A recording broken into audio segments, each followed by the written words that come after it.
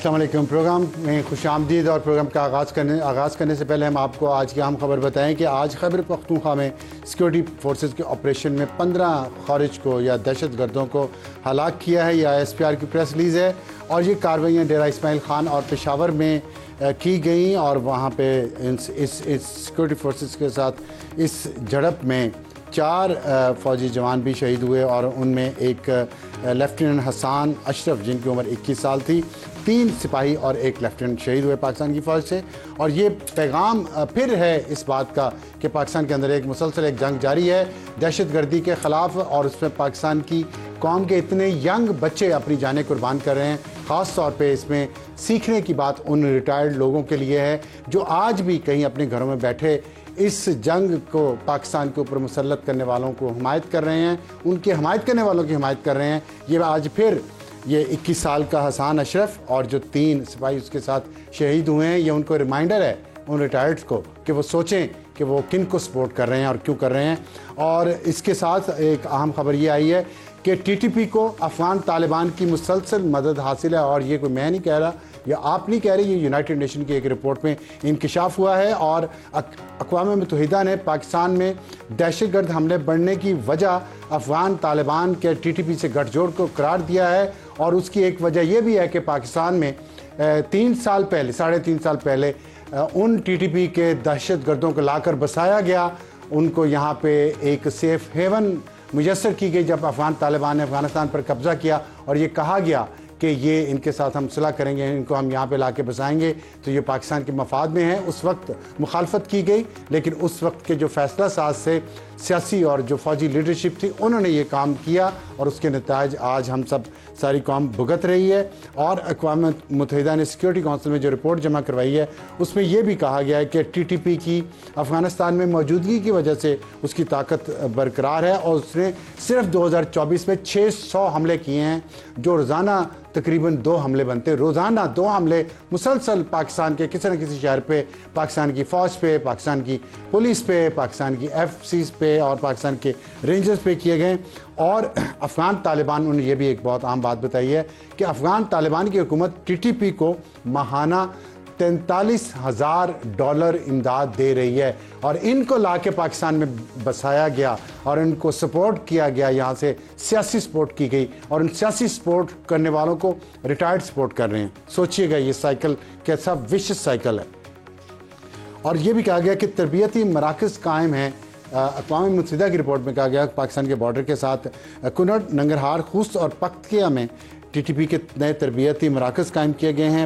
Balochistan liberation army کے مجید brigade کے داعش اور مشرقی ترکستان اسلامی تحریک سے گٹھ جوڑ اور اسے افغانستان سے ملنے والی مدد کا انکشاف بھی ہوا ہے. اور ساتھ رپورٹ میں یہ بھی کہا گیا کہ پاکستان مسلسل یہ زور دے رہا ہے افغانستان کی حکومت پر کہ وہ اپنے جو باشندے جو ان کے ملوث ہیں ان میں ان کو وہ ختم کرے اور ان کو روکے. اور آج کے پروگرام کا تعارف ہماری ٹاپ سٹوری ہوگی, حکومت PTI کیا دوبارہ مذاکرات ہوں گے یا حکومت اپنے آپ کو محفوظ سمجھ رہی ہے. ہمیں جوائن کریں گے سینیٹر عرفان صدیقی صاحب جو پاکستان مسلم لیگ نون سے ان کا تعلق ہے.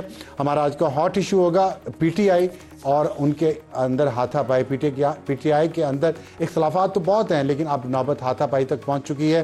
اور فواد چودھری اور شعیب شہین صاحب کے درمیان جو کچھ آج ہوا اور اس کے بعد کیا ہوا اس پر ہم بات کریں گے.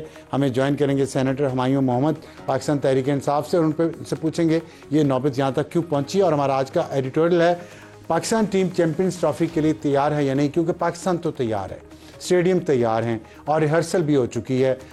لیکن کل جو شکست ہوئی ہے نیوزی لینڈ کی ٹرائی نیشن سیریز میں پاکستان کی نیوزی لینڈ کے ہاتھوں, اس کے بعد کچھ سوالات اٹھے ہیں جن کا جواب ہمیں ابھی تلاش کرنا چاہیے, اور اس میں بیجا تنقید نہیں کرنی چاہیے, لیکن کچھ ایسے پوائنٹس ہیں ضروری جو ہم پن پوائنٹ کریں گے جس سے پاکستان کی ٹیم کو شاید جیتنے میں مدد مل سکے. تو پروگرام کا آغاز کرتے ہیں ٹاپ سٹوری سے. ہمیں جوائن کیا ہے سینیٹر عرفان صدیقی صاحب نے. بہت شکریہ عرفان صاحب ہم سے بات کرنے کا. اور جو آپ نے ابھی میں نے کچھ بات کی ہے تھوڑی دیر پہلے, اس وقت ہماری جو آج کی ٹاپ سٹوری ہے وہ اسی ایشو پہ ہے کہ PTI نے پھر اعلان کر دیا ہے کہ وہ عید کے بعد سڑکوں پہ ہوگی. ٹرمپ کو خطوط لکھے جا رہے ہیں سینیٹر جو کی طرف سے, یہاں پہ ججز بھی خطوط لکھ رہے ہیں. چیف جسٹس یحییٰ آفریدی صاحب کو، اور ان تمام چیلنجز میں عدم استحکام ایک لگ رہا ہے کہ پھر عید کے بعد شروع ہوگا، مذاکرات نہیں ہو رہے پی ٹی آئی کے ساتھ، اور خطوط عمران خان صاحب نے بھی لکھے ہیں آرمی چیف کو.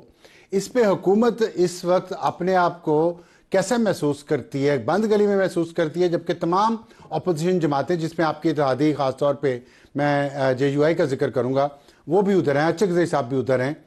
آپ سمجھتے ہیں کہ آنے والے دنوں میں حکومت کے لیے کچھ چیلنجز ہوں گے؟ بہت شکریہ ابصار صاحب، آپ نے بڑی تفصیل سے سوال کیا ہے. میں سمجھتا ہوں کہ پہلی بات جس سے مجھے اختلاف رہا ہے ہمیشہ، اور بہت سے لوگ کہتے ہیں جی کہ آپ یہ بات کیوں کہتے ہیں، لیکن میں یہ سمجھتا ہوں ذاتی طور پہ کہ پاکستان میں کوئی سیاسی عدم استحکام نہیں ہے. پاکستان بالکل اپنے ٹریک کے مطابق، اپنے منصوبے کے مطابق، اپنی حکمت عملی کے مطابق، معیشت کی بحالی کے نقطہ نظر سے، دوستوں کے ساتھ تعلقات کے حوالے سے، بیرونی سرمایہ کاری کو اٹریکٹ کرنے کے حوالے سے، نظام کو بہتر کرنے کے حوالے سے، عوام کو ریلیف پہنچانے کے حوالے سے اپنے طے شدہ اہداف اور مقاصد کے تحت چل رہا ہے، اور معاملات آگے بڑھ رہے ہیں، بہتر ہو رہے ہیں. اور سال بھر پہلے کا جو پاکستان تھا، آج کا پاکستان اس سے بہت اچھا ہو چلا ہے. پہلی بات تو یہ ہے. عدم استحکام کی جب بات ہم کرتے ہیں تو عدم استحکام کے آپ بھی جانتے ہیں کہ ہمارے ہاں ایوب خان سے اگر چلیں تو ایک موومنٹ ایوب خان کے خلاف اٹھی تھی، اور بڑے زوروں کی موومنٹ تھی، جس سے انہیں اقتدار سے دستبردار ہونا پڑا، یحییٰ خان کو اقتدار سونپنا پڑا. تو وہ ایک عدم استحکام بھی تھا، ایک بحران بھی تھا، ایک سیاسی ایجیٹیشن بھی تھی. اس کے بعد پھر سکوت ڈھاکہ ہوتا ہے، وہ بھی ایک بہت بڑا المیہ تھا، اور وہ بھی آپ کو معلوم ہے کہ پاکستان کے ایک حصے کے اندر بہت بڑا طوفان اٹھا تھا، اور وہ آدھا پاکستان اپنے ساتھ لے گیا. بھٹو صاحب کے دور میں بھی ایک سیاسی بحران پیدا ہوا تھا، عدم استحکام پیدا ہوا تھا. 4 شہروں میں مارشل لا لگانا پڑ گئے تھے. نظام جو تھا وہ فیل ہوتا نظر آ رہا تھا. آئے روز ایجیٹیشنز تھیں، لوگ مر رہے تھے. وہ ایک بحران تھا جو پھر ایک مارشل لا کی طرف ہمیں لے گیا. اس کے بعد ایک تحریک کہہ لیں یا بحران کہہ لیں یا سیاسی ایک ایجیٹیشن کا بڑا نمونہ تحریک آزادی عدلیہ کے نام سے جب جسٹس افتخار چودھری کا معاملہ آیا تو وہ چلی ہے. ان تمام اگر تحریکوں کو آپ دیکھیں تو ان کا اپنا اپنا پس منظر ہے، پیش منظر ہے، اور اپنے اپنے نتائج ہے. آج کیا ہے؟ آج کوئی تحریک نہیں ہے. بار بار کے مطالبوں کے باوجود، بار بار لوگوں کو آواز دینے کے باوجود لوگ نہیں نکل رہے. ثوابی کا جلسہ آپ اپنا نوحہ بن کے رہ گیا ہے. بار بار آپ نے کال دی، 9 مئی کر لیا، 250 مقامات پہ حملے کر لیے، فائنل کال دے لی، آپ نے خطوط لکھ لیے، آپ نے جی ایس ٹی روکنے کے لیے یورپی یونین پہ دباؤ ڈال لیا. آپ نے جو کرنا تھا کر لیا. اب آپ مزید بھی کچھ کرنا چاہیں گے. اب جو آپ نے فرمایا کہ وہ آنا چاہتے ہیں تو ٹھیک ہے، ان کی ہوم گراؤنڈ ہے، وہ آ جائیں. ملک آگے چل رہا ہے، سیاسی نظام قائم ہے، چاروں حکومتیں قائم ہیں، نظم و ضبط کا کوئی مسئلہ نہیں ہے. ٹھیک ہے، دہشت گردی کی لہر جو ختم ہو گئی تھی، وہ جو بندے آ کے بسائے گئے ہیں 500 دہشت گردوں کے ساتھ، ان کا پورا قبیلہ، تو اس کے نتائج ہم بھگت رہے ہیں. ٹھیک.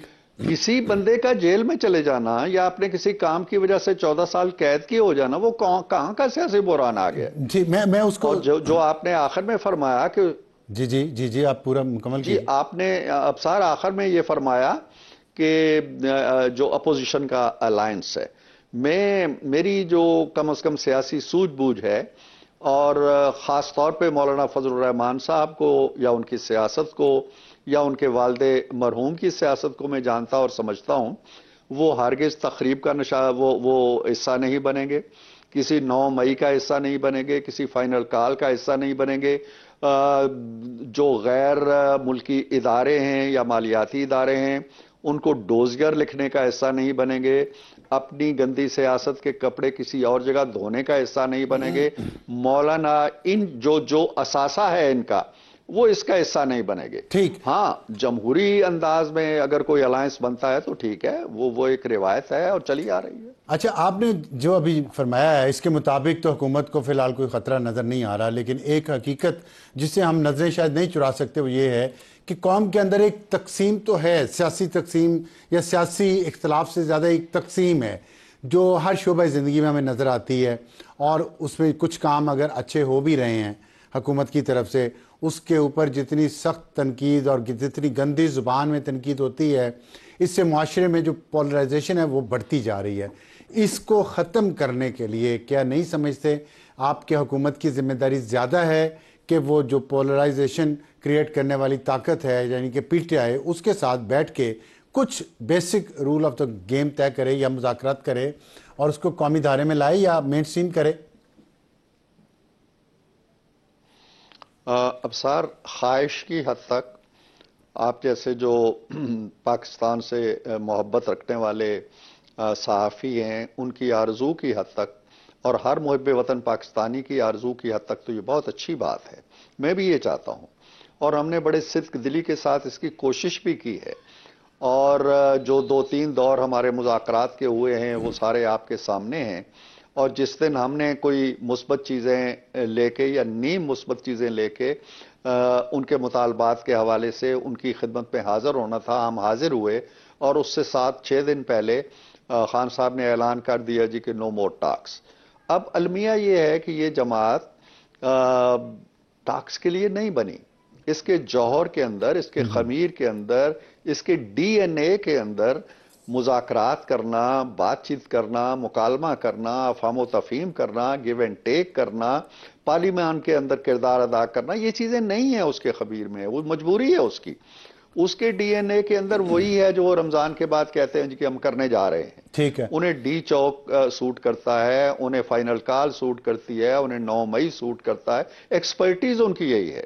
تو ہم تو آج بھی دروازے کھول کے بیٹھے ہوئے, لیکن ہم پکار نہیں رہے کہ آؤ آؤ آؤ, بہت ہو چلی. اب وہ اپنے سارے ہنر جیسے پہلے آزما چکے ہیں, اگر ان کے پاس کوئی اور فن ہے, کوئی اور جوہر ہے, کوئی اور ہنر ہے تو وہ بھی آزما لیں. ٹھیک. اچھا, آپ موجود تھے وہاں پہ جب آرمی چیف سے پرسوں پوچھا گیا کہ آپ کو عمران خان کے خط ملیں یا نہیں ملیں, تو وہاں جو بات چیت ہوئی ہے اس پہ آرمی چیف نے کہا ہے یہ خط جو ہے یہ سب چالیں ہیں, اور اگر ملا بھی تو وزیر اعظم کو بھجوا دوں گا.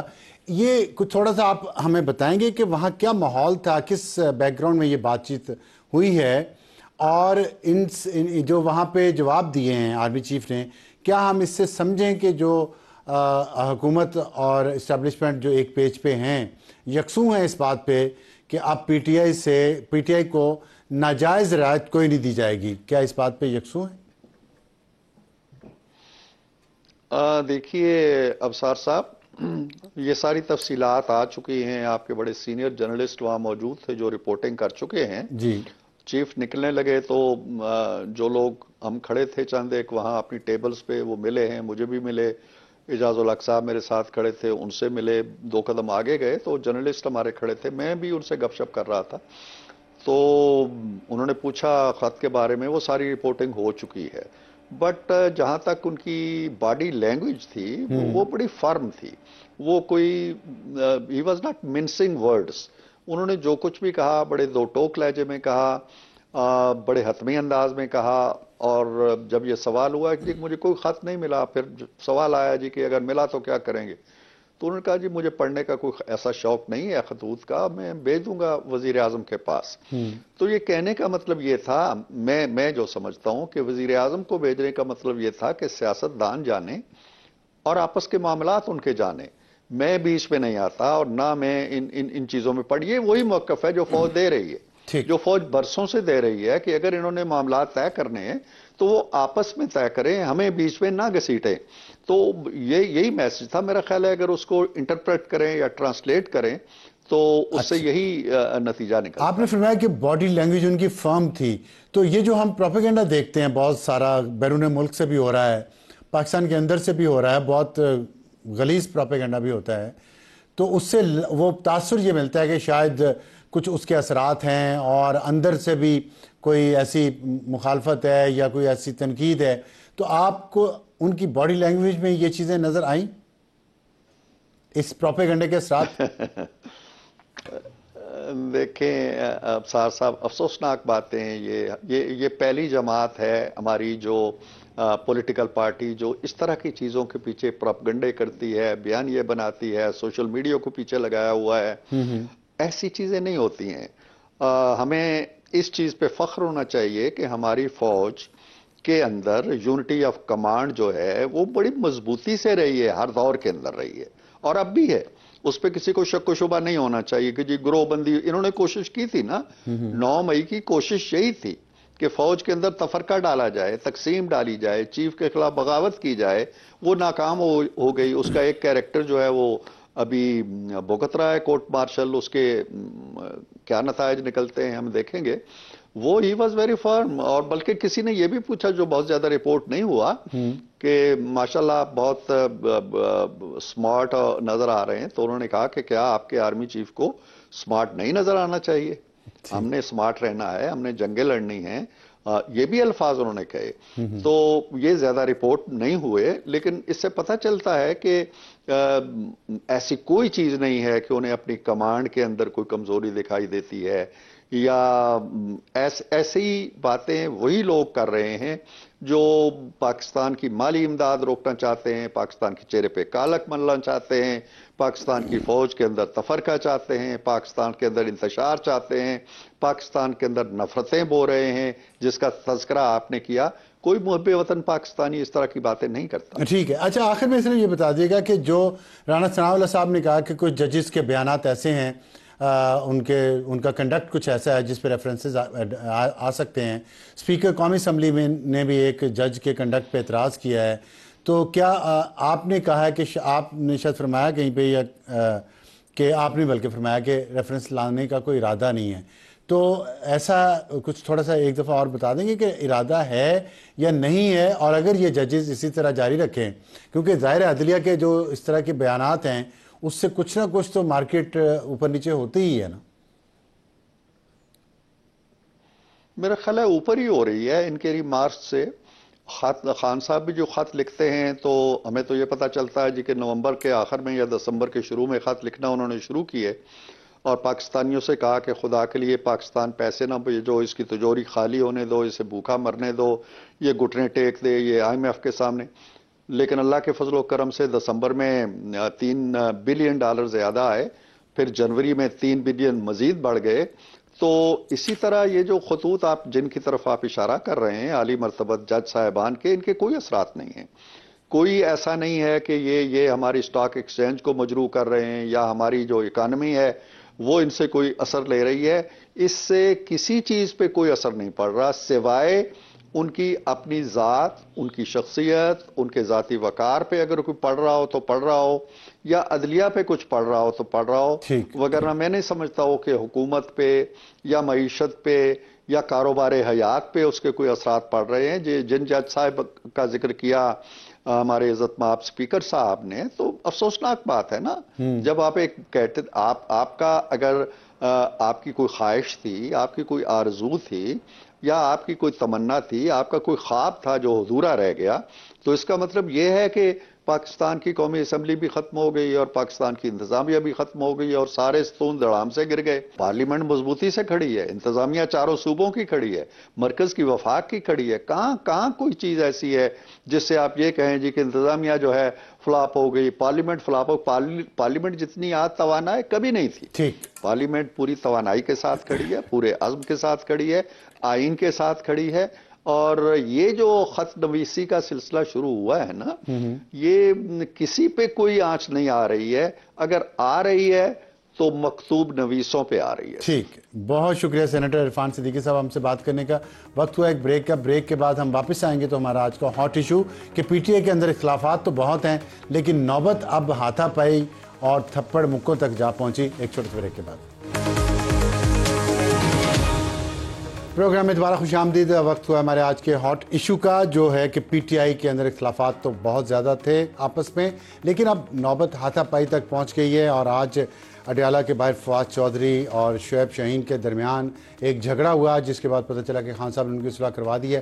فواد چودھری صاحب کا یہ موقف تھا، لیکن شعیب شاہین صاحب کا موقف یہ تھا کہ ہم نے اس تھپڑ کا بدلہ بھی لیا، زیادہ بدلہ لیا، بلکہ اب ہم کبھی صلح نہیں کریں گے۔ اور اس کے ساتھ ساتھ لیکن ہم دیکھ رہے ہیں کہ عید کے بعد یا رمضان کے بعد دوبارہ لوگوں کو سڑکوں پر لانے کے لیے خان صاحب نے کہہ دیا ہے، اور فیصل چودھری نے یہ بات کہی ہے کہ اپوزیشن رہنماؤں خاص طور پہ انہوں نے نام لیا ہے ماہرنگ بلوچ کے ساتھ مل کر تحریک چلانے کی خان صاحب نے ہدایت کی۔ میں جوائن کیا ہے سینیٹر ہمایوں محمد صاحب نے پاکستان تحریک انصاف سے۔ بہت شکریہ سینیٹر صاحب۔ یہ بتائیے گا کہ اختلافات تو آپ کے اندر بہت تھے، ہم دیکھ بھی رہے ہیں کہ پھر علی مین گنڈا پور، پھر جنید اکبر صاحب آ گئے اور وہاں پہ نعرے بازی بھی ہوئی کچھ ایسی، جس کی وجہ سے شیر افضل مروت کو پارٹی سے نکال دیا گیا۔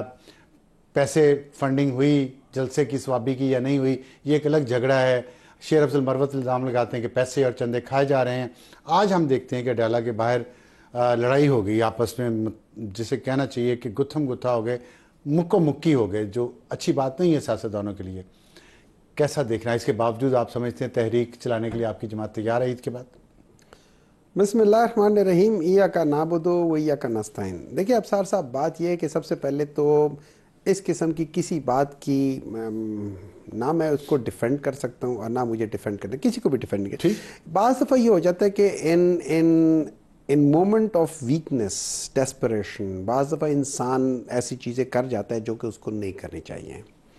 ہم سب کو ود ان دی لمٹس رہ کر اور اختلاف جیسا مرضی ہو اس کو رہتے ہوئے کرنا چاہیے، اور بعض دفعہ ہیٹ آف دا مومنٹ میں ہو جاتا ہے۔ آئی وش یہ نہ ہوتا، یہ لڑائی ہاتھا پائی نہ ہوتی ہے۔ ڈس ایگریمنٹس اپنی جگہ ہیں، وہ ہوتی ہیں، وہ پولیٹیکل پارٹی کے اندر زیادہ ہوتی ہے as oppose to between P T I اور پی ایم ایل این کے اندر۔ وہ تو ہمیں پتہ ہے کہ دے آر آور اپوزیشنز، لیکن with in P T I we are all striving for different positions, جس میں مطلب وہاں پہ ہم لوگوں کا آپس میں کانفلکٹ آف انٹرسٹ آ رہا ہوتا ہے، تو وہ کریں گے، وہاں پہ ضرور یہ چیزیں ہوں گی۔ دیکھیے جو امپورٹنٹ پوائنٹ ہے وہ لوگوں کو یہ سمجھنا چاہیے کہ نمبر 1، پاکستان تحریک انصاف میں یہ جو کہہ رہے ہیں نا کہ ڈویژنز ہیں ان سے عہدے لے رہے ہیں۔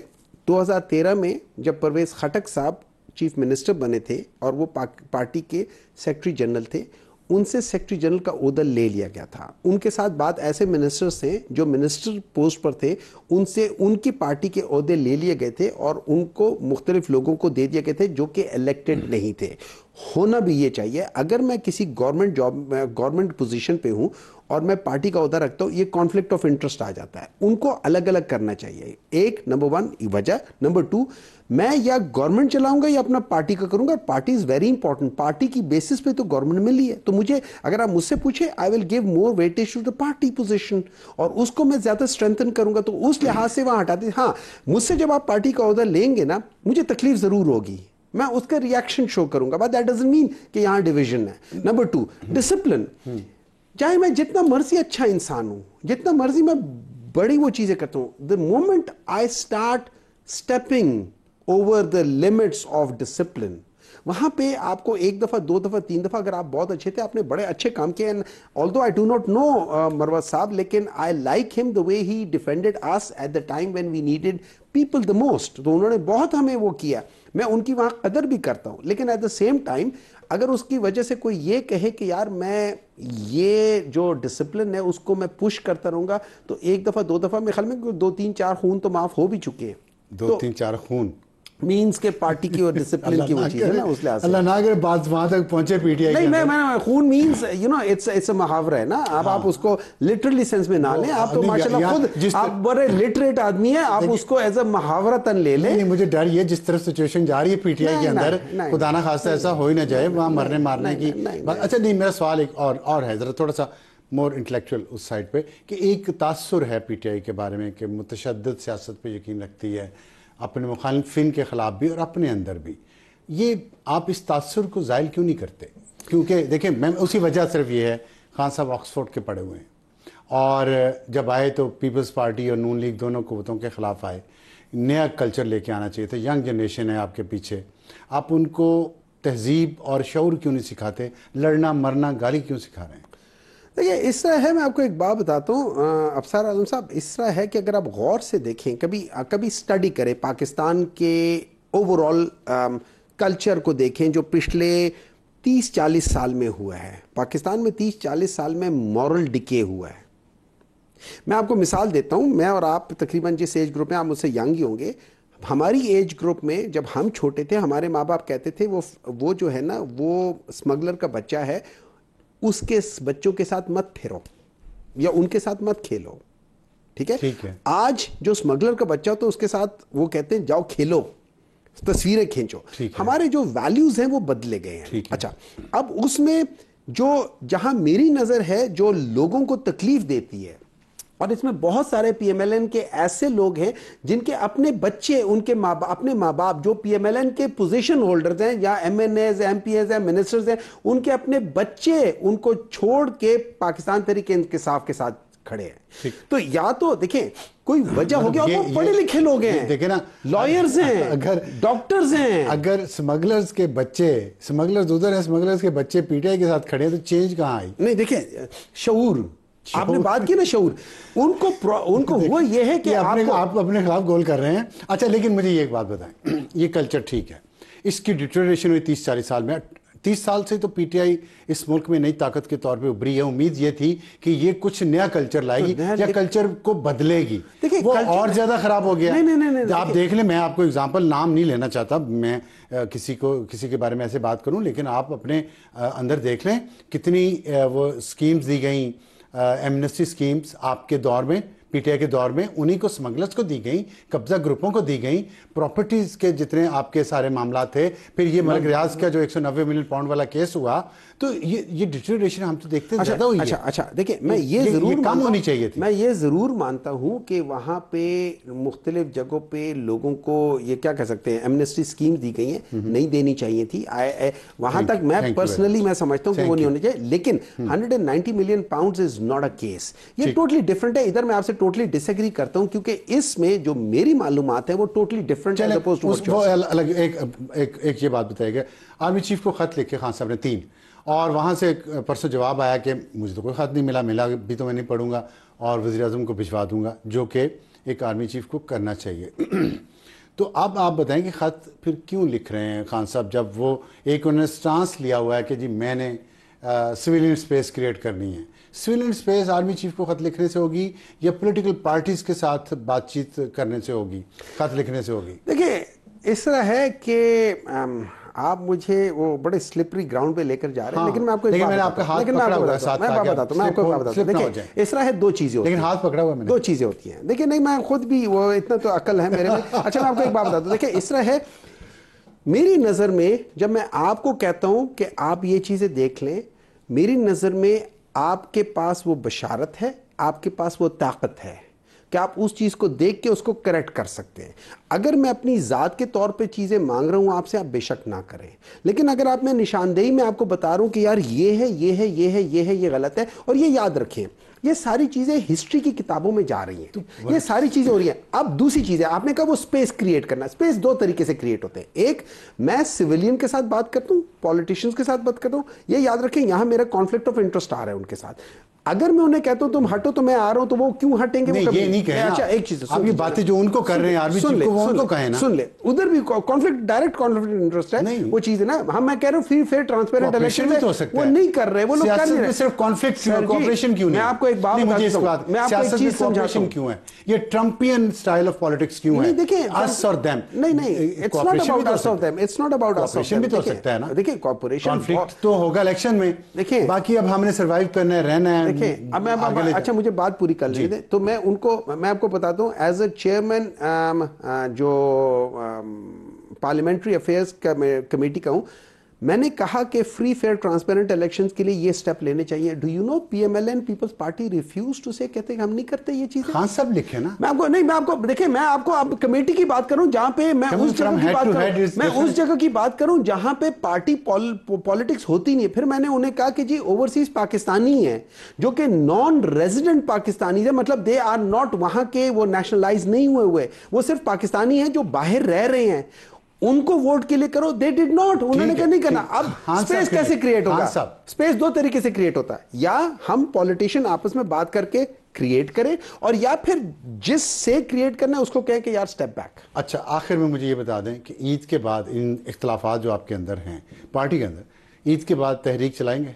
دیکھیں ہمارے تحریک کا تعلق ہماری پارٹی کے اندر کے پرابلم سے کچھ نہیں ہوتا. بعض دفعہ یہ ہو جاتا ہے میں کہیں جا رہا ہوں اور میرے دماغ کے اندر وہ آپس میں ایک کشمکش چل رہی ہوتی ہے. اسی طریقے سے پاکستان تحریک انصاف ایک جسم ہے جس کے اندر بعض کشمکش چل رہی ہے, ٹھیک ہے, لیکن اوور آل جو دماغ ہے اور جو دل ہے وہ کٹھے چل رہا ہے. میرا ہاتھ اسی طریقے سے چل رہا ہے جیسے دماغ کہہ رہا ہے. تو یہ اندر کی کشمکش ان لوگوں کے درمیان میں چلتی رہے گی, لیکن اوور آل پاکستان تحریک انصاف میں یہ سمجھتا ہوں یہ اپوزیشن گرینڈ اپوزیشن کو لے کر, اور یہاں پہ میں یہ سمجھتا ہوں اگر میری سوچ ہو, آئی ڈونٹ نو کہ کیا ہے, کہ میں یہ سمجھتا ہوں کہ مولانا صاحب کو یہ سمجھ جانا چاہیے ان کا سب سے بڑے جو پولیٹیکل اپوزیشن ہے وہ پی ٹی آئی ہے جہاں سے ہم ہیں.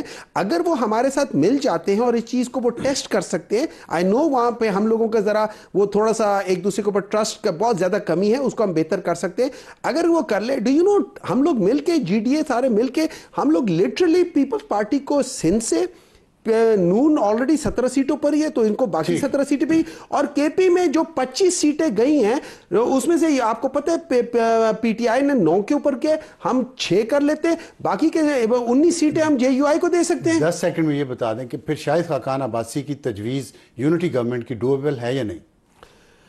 اس میں سوچا جا سکتا ہے, وائی ناٹ. ڈویبل ہے, ڈویبل ہے, ہر چیز ڈویبل ہوتی ہے. بہت شکریہ, ہر چیز ہوتی ہے ڈویبل. بہت شکریہ سینیٹر ہمایوں محمد صاحب, بہت ڈیپ ٹینس گفتگو ہوئی ہے, اچھی ہوئی ہے, سنیے گا. اور وقت ایک بریک کا, بریک کے بعد واپس آئیں گے. ہمارا آج کا ایڈیٹوریل پاکستان کی ٹیم چیمپئنز ٹرافی کے لیے تیار ہے یا نہیں تیار, ایک چھوٹے سے بریک کے بعد. اور آج کا ایڈیٹوریل ہمارا پاکستان کی ٹیم چیمپئنز ٹرافی کے لیے تیار ہے یا نہیں تیار, کیونکہ چیمپئنز ٹرافی شروع ہو رہی ہے اور 28 سال بعد پاکستان میں کوئی اتنا بڑا سپورٹس کا ایونٹ ہو رہا ہے. قوم بہت خوش اس لیے ہے کہ ہمارے پاس خوشیوں کے مواقع کم ہیں, تفریح کے مواقع بالکل کم ہیں, اور اس دفعہ تو اسٹیڈیمز بھی تمام نئے تیار ہوئے ہیں, اور ایک اتنی ٹینس پولیٹیکل سچویشن میں سے پچھلے کئی سال سے پاکستان گزر رہا ہے جس میں لوگوں کو کوئی بھی تفریح کا موقع نہیں ملتا تھا, خوشی منانے کا. تو وہ ابھی جو افتتاح ہوئے ہیں اسٹیڈیم سے, اس سے ملا ہے, لگا ہے کہ تیاریاں اچھی ہوئی ہیں. لیکن کل پاکستان کی ٹیم جو نیوزی لینڈ سے ٹرائی نیشن سیریز کا فائنل ہاری ہے, اس کے بعد لگتا ہے کہ شاید ریالٹی چیک ملا ہے پاکستان کو اور پاکستان کی کرکٹ ٹیم کی انتظامیہ کو کہ وہ خامیاں جو پاکستان کی کرکٹ ٹیم میں ہیں ان کو ابھی سے دور کیا جائے. ہم اس پہ شدید تنقید اس لیے نہیں کرنا چاہتے کہ ہم اپنی ریٹنگ چاہتے ہیں یا ہمیں اس سے کوئی ہمارا کانٹریکٹ لمبا ہو جائے گا. ہم صرف یہ چاہتے ہیں کہ پاکستان کی قومی کرکٹ ٹیم یہ سیریز جیتے, کیونکہ جیسے میں نے آپ کو بتایا 28 سال بعد یہ ایونٹ ہو رہا ہے, اور آخری دفعہ چیمپئنز ٹرافی 2017 میں ہوئی تھی, 8 سال بعد یہ ہو رہی ہے. پاکستانی اس کا اس وقت سے چیمپئنز ٹرافی کا چیمپئن ہے, اور جو غلطیاں ہوئی ہیں اس میں آپ کو جو سب سے بڑی وجہ ہے وہ مس فیلڈنگ ہے. ہماری فیلڈنگ اچھی نہیں ہے, اس پہ توجہ دی جانی چاہیے. 4 کیچز ڈراپ ہوئے ہیں, اور رضوان کی کپتانی میں پاکستان ساؤتھ افریقہ کو شکست دے چکا ہے, آسٹریلیا کو آسٹریلیا میں شکست دے چکا ہے, اور ون ڈے سیریز میں بہت اچھا ردم چل رہا تھا. اب آ کے یہ ٹوٹا ہے. اس کی ایک وجہ ظاہر ہے کہ سائم ایوب جو ہے وہ اویلیبل نہیں ہے, اس کی جگہ بابر اعظم سے اوپننگ کروائی جا رہی ہے, جو ظاہر ہے مڈل آرڈر کا بیٹسمین ہے, لیکن اس کو اوپننگ کروائی جا رہی ہے تو اس سے پریشر میں آ گئی ہے ہماری بیٹنگ لائن, اور حارث رؤف بھی انفٹ ہیں جس کے اثرات ہو رہے ہیں. تو یہ جو ہمارے جو مین بولرز ہیں, شاہین آفریدی ہے, نسیم شاہ ہیں, وہ بھی شروع میں وکٹس لینے میں ناکام ہیں. اس پہ اگر تھوڑا فوکس کیا جائے, ہماری فیلڈنگ کو بہتر کیا جائے, ٹیم کے بچوں کا موریل جو ہے وہ ہائی کیا جائے. اور میری خاص طور پہ گزارش ہے ان کرکٹ کے تبصرہ نگاروں سے جو مختلف ٹی وی چینلز پہ بیٹھے ہوتے ہیں, وہ ان بچوں کو شدید تنقید کا نشانہ نہ بنائیں, ان کی ہینڈ ہولڈنگ کریں, ان کو گائیڈ کریں اور ان کو بتائیں صحیح کیا یا غلط کیا ہے, کیونکہ آپ بھی اسی دور میں سے گزر چکے ہیں اور اس وقت پاکستان ٹیم کا جو حال ہوتا تھا وہ سب کو پتہ ہے. ہمیں امید ہے کہ پاکستان کی کرکٹ ٹیم چیمپئنز ٹرافی جیتے گی. ہم اس کی دعا بھی کر رہے ہیں, قوم بھی دعا کر رہی ہے, اور ساؤتھ افریقہ کے خلاف جیت کر ٹیم نے یہ ثابت بھی کیا ہے اسی ٹورنامنٹ میں کہ اس میں پوٹینشیل ہے. تو اگر ڈیفینڈنگ چیمپئن اپنے گھر میں ٹورنامنٹ ہار جائیں تو فینس کو اچھا تو نہیں لگے گا, لیکن وہی ہے نا کہ تم جیتو یا ہارو ہم تمہارے ساتھ ہیں. Good night.